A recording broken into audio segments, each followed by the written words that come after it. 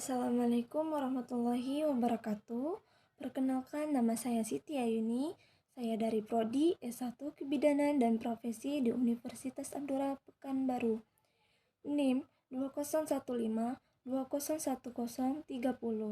Nah, kali ini saya akan melakukan video pembelajaran saya mengenai vulva higien pada masa nifas.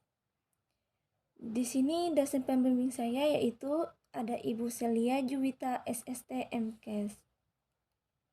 Baik, langsung saja di sini saya akan menjelaskan yaitu pengertian vulva higien pada masa nifas. Nah, vulva higien pada masa nifas adalah suatu tindakan yaitu membersihkan vulva dan daerah sekitarnya pada wanita yang sedang nifas ataupun tidak dapat melakukan sendiri. Nah, perawatan perineum dilakukan untuk memulihkan kesehatan secara umum dan menjaga kebersihan luka perineum. Perawatan vulva higien pada perineum yang tidak benar dapat mengakibatkan kondisi perineum yang terkena lochia dan lembab, sangat menunjang perkembangbiakan bakteri. Nah, yang kedua, manfaat menjaga kebersihan vulva higien pada masa nifas. Yang pertama, itu ada menjaga kebersihan perineum dan vulva.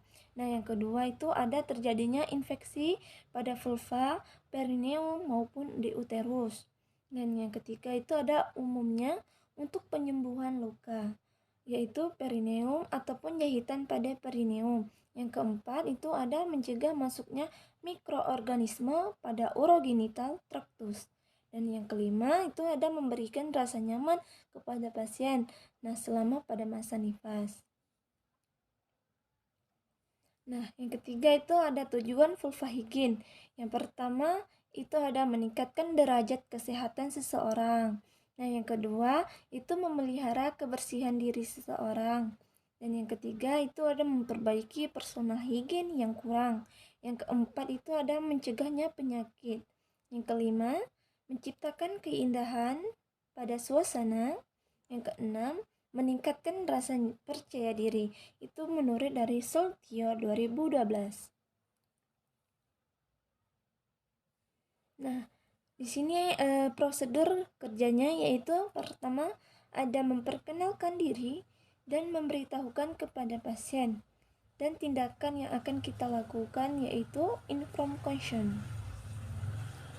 Yang kedua, itu ada pintu dan jendela kita harus menutup dan jika perlu kita mengarahkan sampiran ataupun langsi.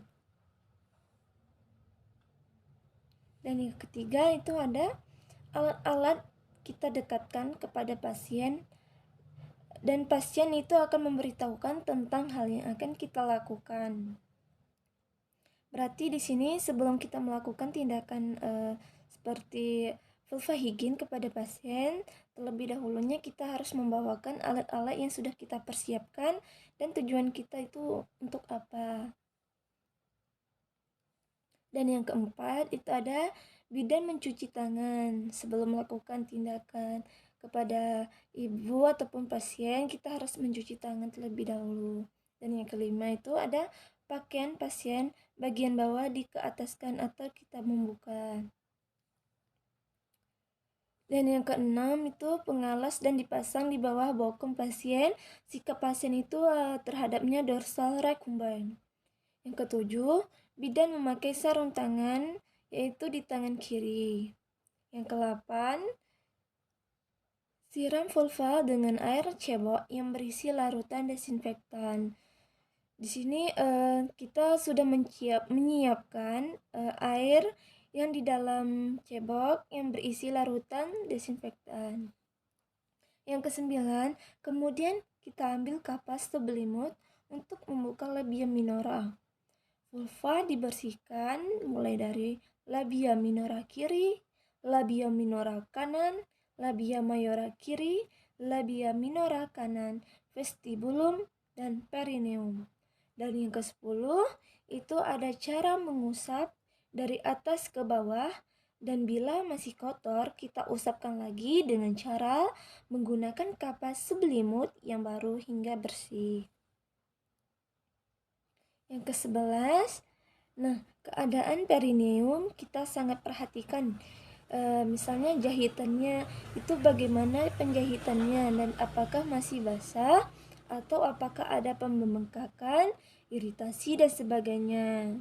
Itu perlu kita ketahui dan kita perhatikan cara penjahitannya itu bagaimana, itu basah atau pembengkakan ataupun iritasi.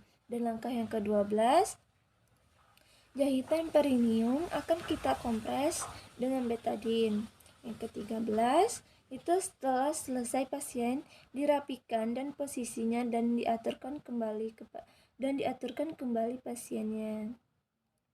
Nah, dapat kita ketahui di sini setelah selesai kita melakukan tindakan kepada pasien vulva higien kepada ibu.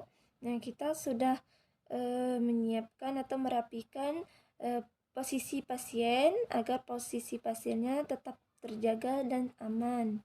Dan yang ke-14, peralatan dibereskan dan kita bersihkan dan dikembalikan ke tempat semula. Dan yang di sini yang ke-14 itu peralatannya yang kita sudah selesai memakai, kita harus membereskan dan kita bersihkan menggunakan Aquades yang ukurannya 0,5%. Yang langkah terakhirnya yaitu yang ke-15, yaitu mendokumentasikan tindakan apa yang sudah kita lakukan kepada pasien. Seperti kita tadi melakukan tindakan vulva higien kepada pasien, dan itu dokumentasikan sebelum melakukan tindakan selanjutnya. Sekian, itulah hasil dari video pembelajaran saya. Terima kasih Ibu. Wassalamualaikum warahmatullahi wabarakatuh.